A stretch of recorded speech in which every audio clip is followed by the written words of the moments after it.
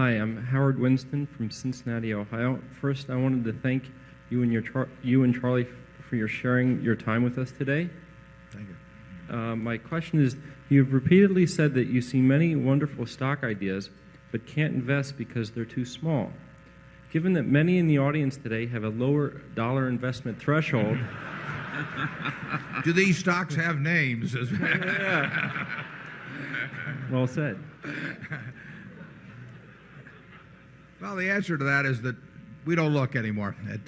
We assume that there are a reasonable number of opportunities as you work with smaller amounts of capital, because it's always been true. I mean, it was over the years, as I looked at things, clearly you run into companies that are less followed as you get smaller, and there's more chances for inefficiency when you're dealing with something where you can buy $100,000 worth of it in a month rather than 100 million. But that is not because I'm carrying around in my head the names of 25 companies that we could put 100,000 in. And I just don't look at that universe anymore. Sometimes people send me annual reports or get letters from managers, and they say, well, you know, I've got this wonderful thing, and I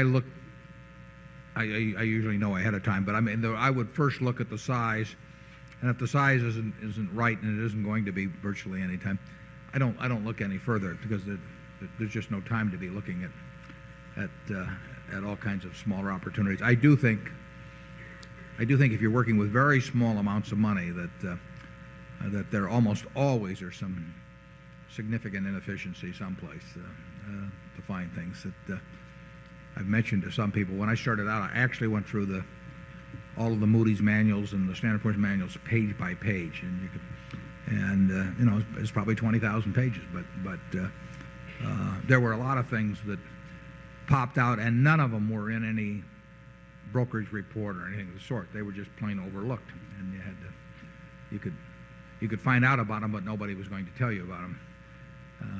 And my guess is that continues to be true, but not on anything like the scale it was then. Charlie? Well, I can remember when you bought one membership in some duck club that had oil under it when you were young. Yeah, there was a company called Atlas. When you get down to one duck club membership, well, you're really scavenging for cigar butts.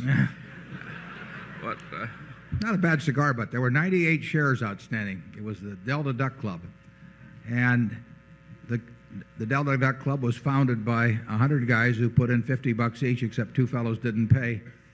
So there were only 98 shares outstanding. They bought a piece of land down in Louisiana, and one time somebody shot downward instead of upward, and oil and gas started spewing forth out of the ground. So they renamed it Atlas, which is Delta spelled backwards, which was sort of illustrated the sophistication of this group.